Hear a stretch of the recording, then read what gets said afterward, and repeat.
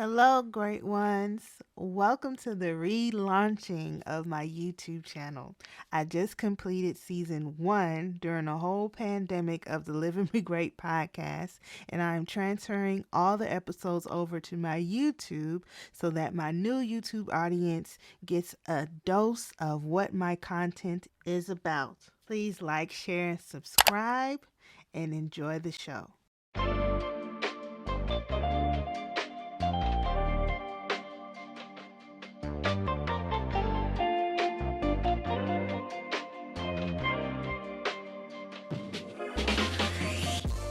Hello, great ones. Welcome to the Live and Be Great podcast. I'm your host, Latonya Sampson-McDonald. I am a life coach and a registered marriage and family therapist associate. And this podcast was created to motivate, educate, and inspire all to live and be great. On today's episode, I wanted to talk about how the strong black woman trope affects me.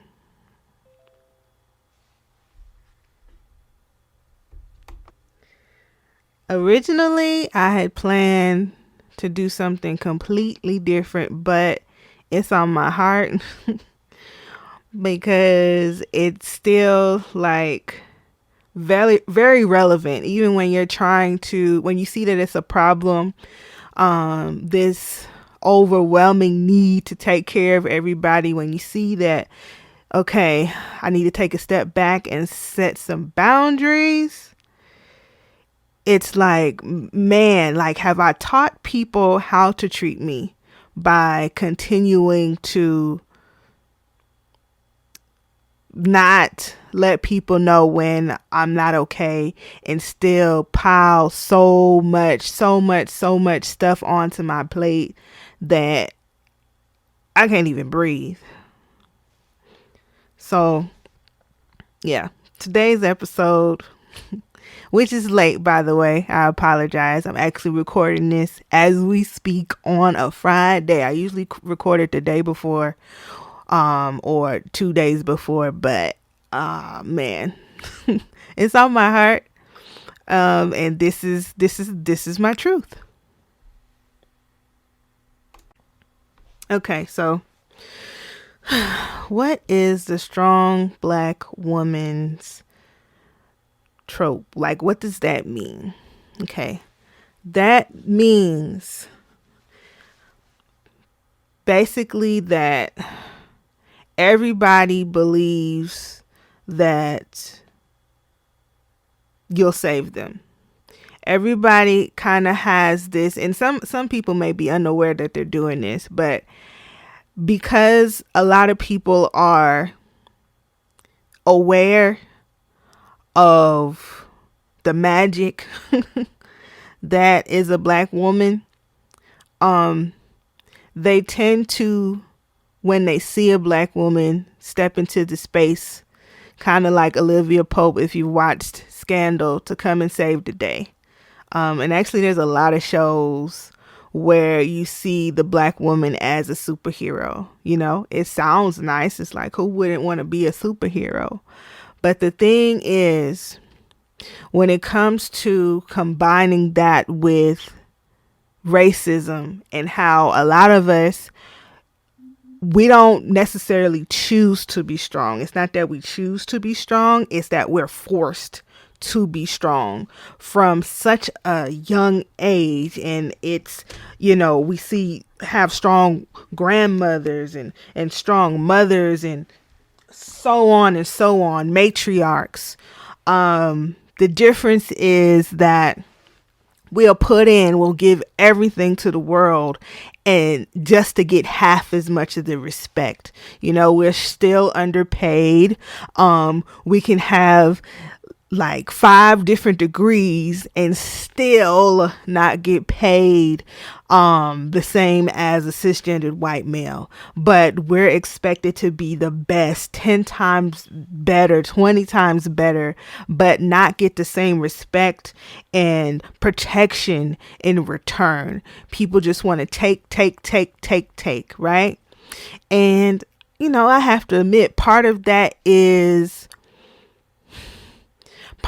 just what we're used to. Like, I don't think we're given a choice in the matter, because the world doesn't give us a choice. And because my mom didn't have a choice, and her mom, and so on and so on, they don't know anything else but to teach you how to be. And I feel like it's killing us. I feel like it's time to change it. I feel like it's time to burn the cape, because we're the most oppressed. So we shouldn't be putting in the most work. Like, who is there to protect us, right? I think I spoke on one of my earlier podcasts that, the mortality rate for Black women when it comes to pregnancy, because, doctors who have admitted, Black doctors, white doctors, all sorts of doctors have admitted that they're taught to not take our pain as seriously as they would a regular person. Okay. And that is because they feel like our pain tolerance is through the roof. So you'll have a young Black, mother trying to give birth and saying that, okay, this hurts here and something doesn't feel right. And then they'll wait, they'll see who it is. And next thing you know, you 13 hours into it saying you in pain and nobody's come to check on you yet. And they bleed out, you pass away. Like, I don't even think I know too many mothers, Black mothers personally, that didn't have some sort of complications during their pregnancy, which is sad.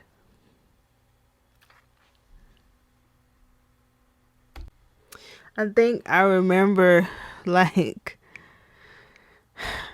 some of the things that you say can even, as a Black woman, can like do more harm than good. Some of the things that we hold near and dear to our hearts as like strength kind of teach other people to continue to demand that from us, and not even demand, like expect that from us every single time.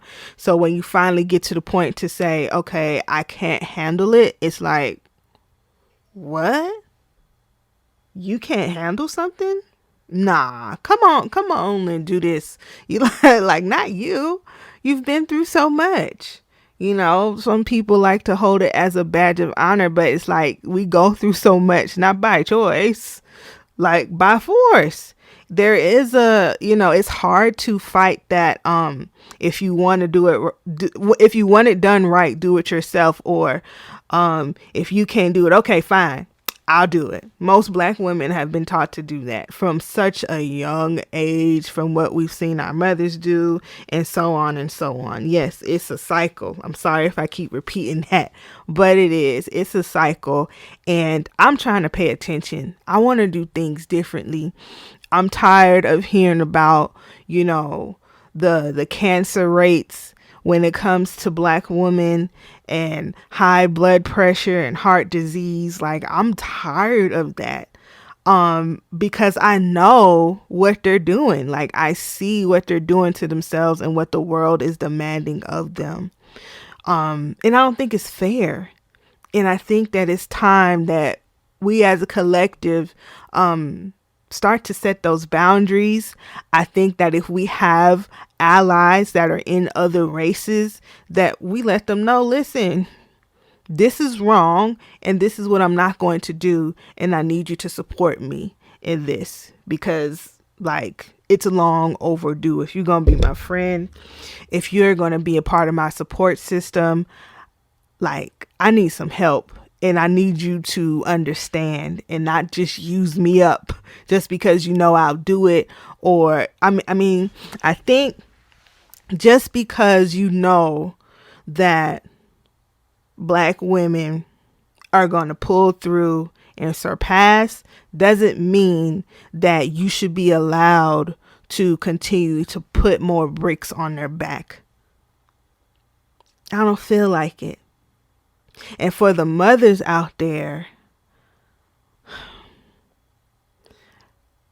like I get the pressure. I get that you want to do the best for your kids, but a lot of times those relationships become tainted because the thing that oppresses you the most, you're now teaching your daughter how to be. And you're so used to it. You've normalized that weight on your back so much that you don't know how to get out of it. And you're kind of demanding that your daughter be the same way to take some of the weight off of your back. And you don't see that you're training her to take everything from the world just like you have. It needs to stop. Another story that I'm so tired of hearing, but oh my gosh, I feel like I've heard it happen to so many black women that, man, if I could make it a law and a crime, I would. I think it's happened to my mother twice. It's happened to some friends of mine. You work in corporate America, right? Work hard. You're great at what you do. You know, you may be stressed out. You may feel overwhelmed, but you keep on going, right? Because you feel like it's got to pay off some type of way. You spend more time at work than you do with your own family, than you do with yourself, healing and repairing yourself. You even are working after the clock, okay, around the clock. Some of us don't even get overtime, but they still want you to get the work done when they're putting extra on you. And they ignore that, okay, this may be a lot. They just ignore it because they just expect you to do it. Why? Because you're doing it, right? You haven't shown them anything else. You want to keep your job, you know? And you go for a higher position, right?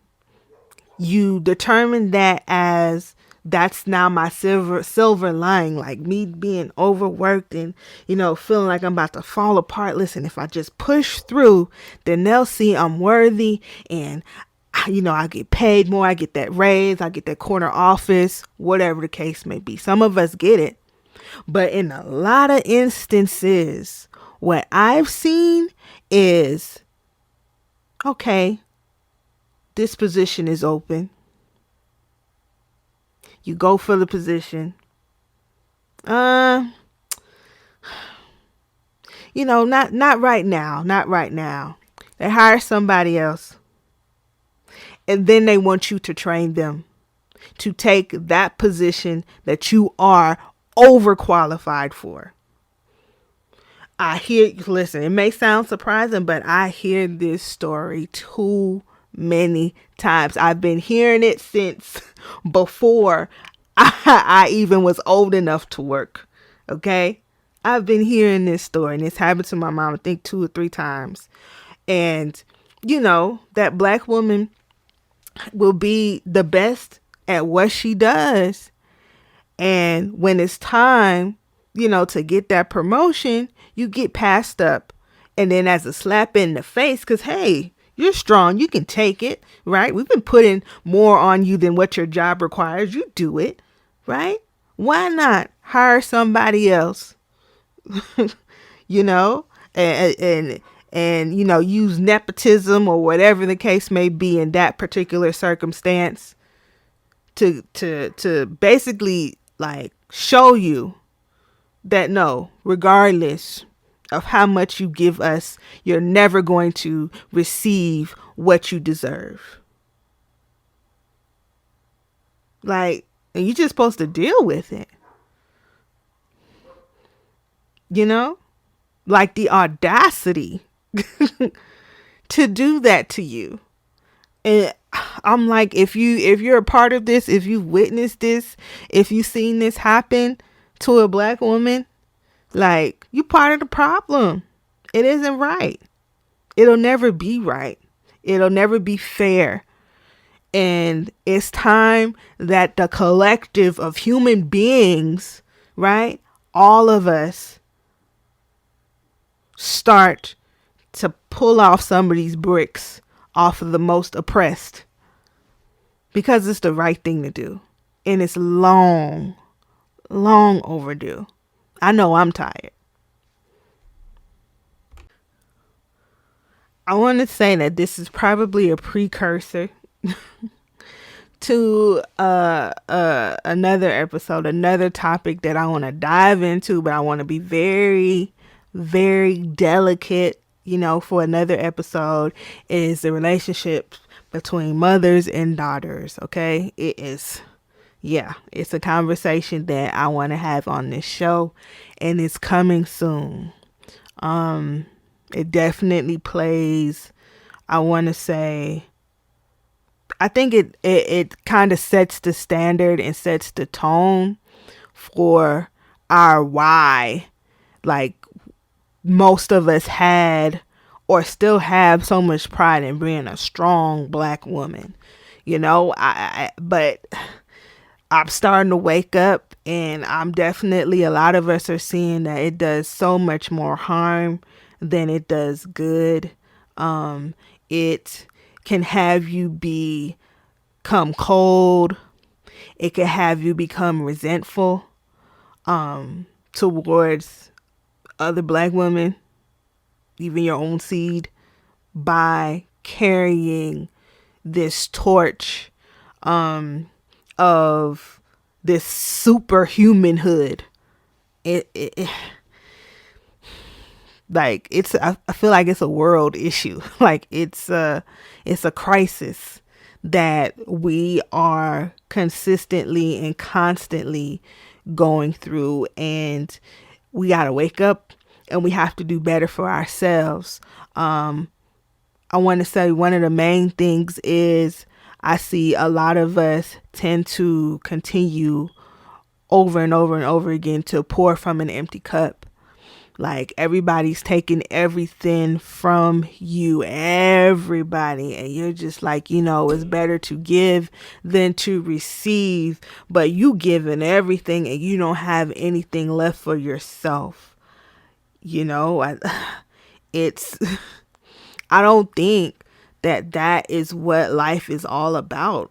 I think you're supposed to be happy. I don't think you're supposed to just get your happiness from giving everything of you, even when you don't have it to give to other people. You just get used up. And it's definitely hard for you to receive. It's definitely hard when you've been taught to do that, to receive love and care from your friends. I have a lot of friends that are black women, and even, stretch out, they have friends and so on, that are afraid to ask for help.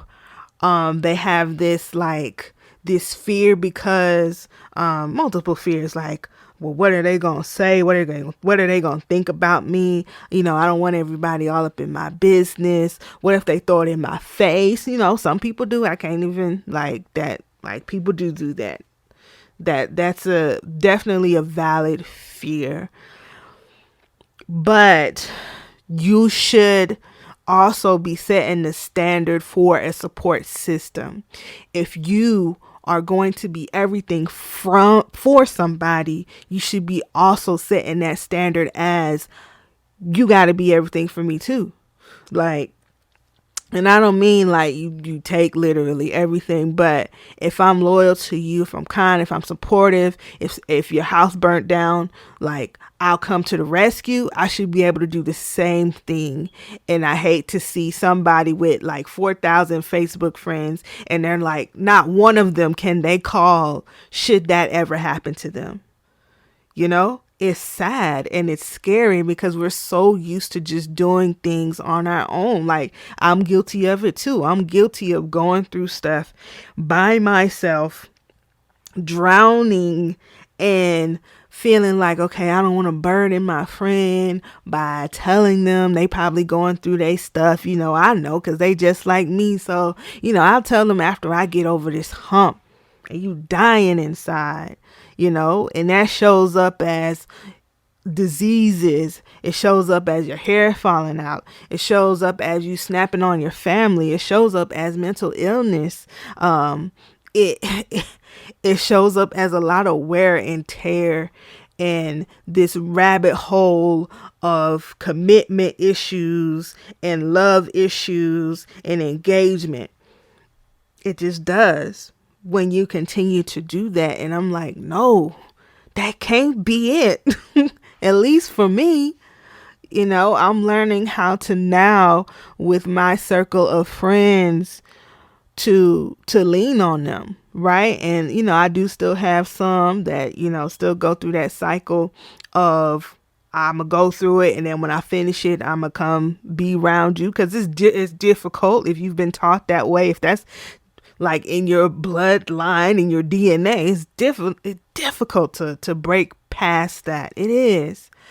But we're learning together. And even if we have to say it to the friend over and over and over again, listen, I got you. If you see a friend that, not answering the phone, not texting, keep texting, keep calling. If you can, pop up. If you can, a mutual friend, hey, send a little text or whatever to check up on this sister right here. Cause I know I was just like that. Like, it's kind of like we need a, like, recovery group, right? For this constant, let me go through it, by myself, because I can do it, because I've been through so much. Like, no, that's not it. That's not it, sis. Like, we gotta support each other and break this cycle of this strong Black woman trope. What are other ways you can do it? Like, you can lead by example.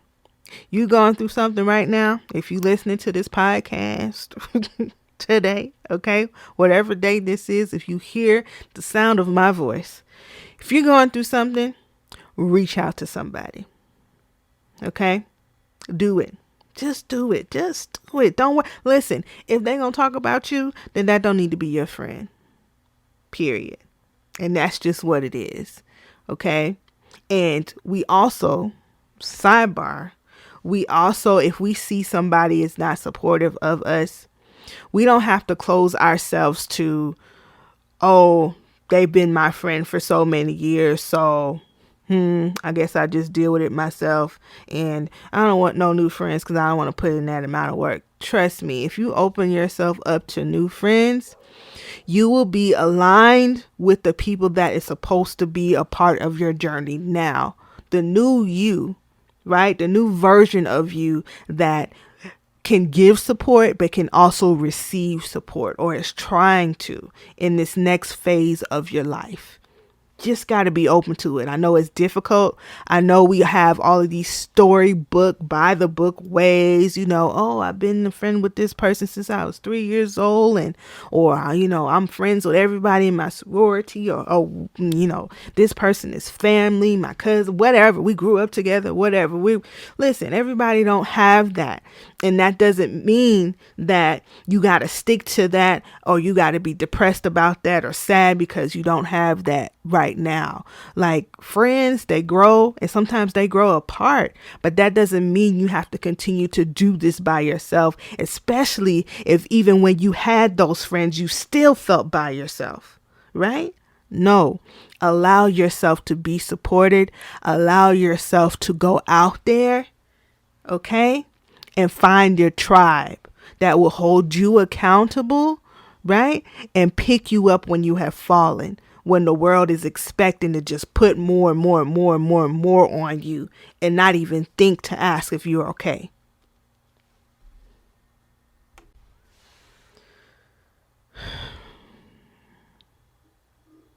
So, whew, like I said before,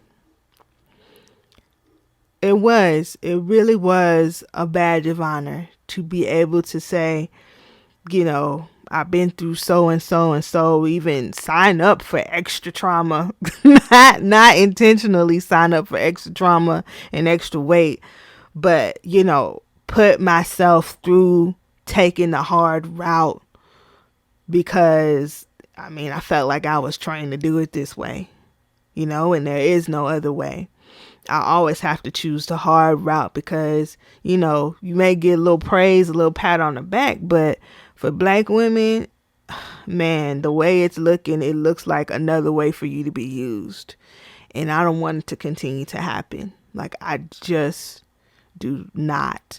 Like, a prime example is Miss Stacey Abrams. Okay, Miss Stacey Abrams that registered almost 800,000 voters to vote after she was a victim of voter fraud.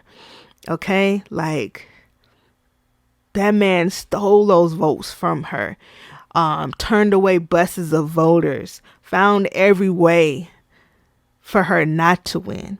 She said she grieved with it for about 10 days and then she got to kicking, right?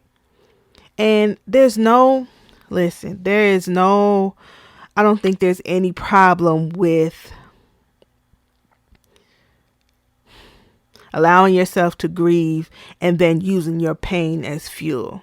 I don't think it's any problem with that. The problem comes when you decide to give that amount of work to people who will pay you dust and just expect you to continue to push through and work for them. Right? So I'm hoping and I'm praying that she gets her just due with all the work that she put in for flipping Georgia blue. Like, I want to demand that for her because she deserves it. She really, really, really does. But we live in a society where they just expect that from you, and they know without a shadow of a doubt, we don't have to pay you nothing for it because guess what? You're going to continue to do it. And I want that cycle to stop. Like, no longer will I say no longer should I continue to just allow, those who I have in reach to just have everything depleted from their souls. I can't watch it happen, and I have to lead by example when it comes to that. I have to set those boundaries as well. Okay? If I don't like where I'm at, if I'm struggling, I'm going to tell you I'm struggling. I'm sorry I can't make it. Mentally, I cannot. Right? And some people, if they still have that, that, I don't even know what to call it, but that, confusion. Wait a minute. She's a Black woman. I'm not saying that they say this, but I feel like this is an unconscious thing they say to themselves. Wait a minute. She's a Black woman. She's great at what she does. Like, what do you mean you're not okay?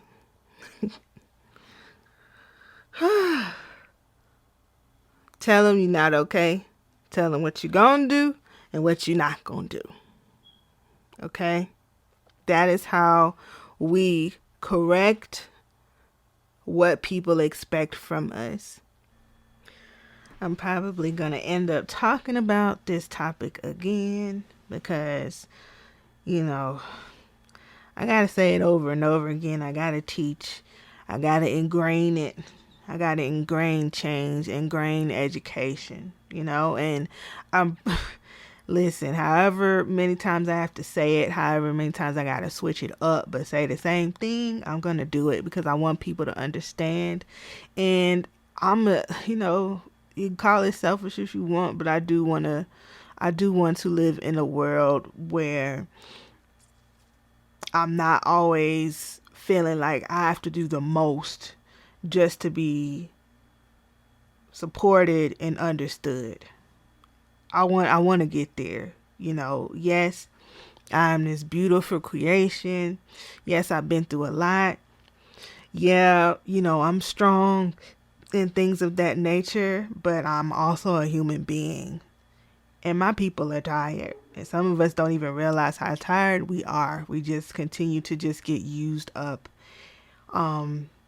So, it takes two to do that. So if you are a black woman, we got to do better. And if you're not a black woman, we need your support.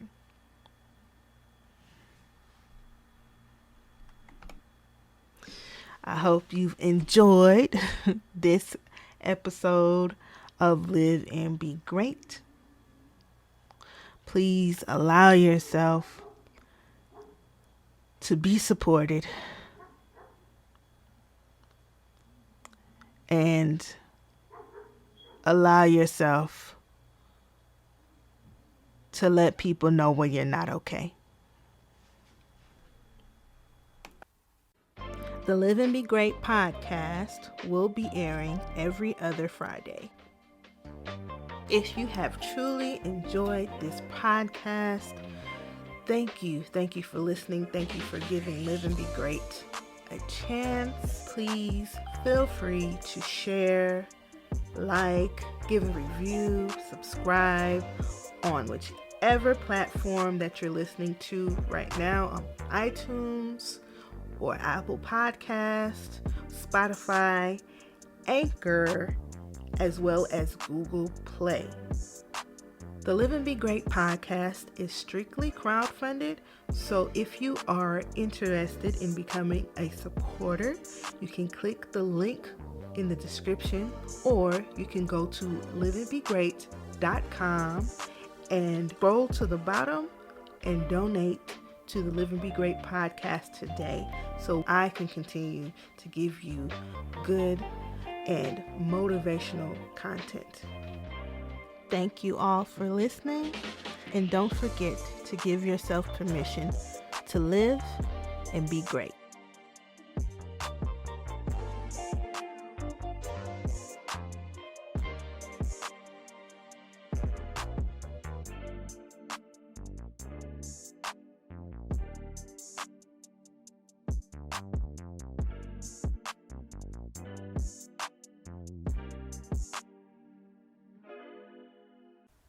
You made it to the end.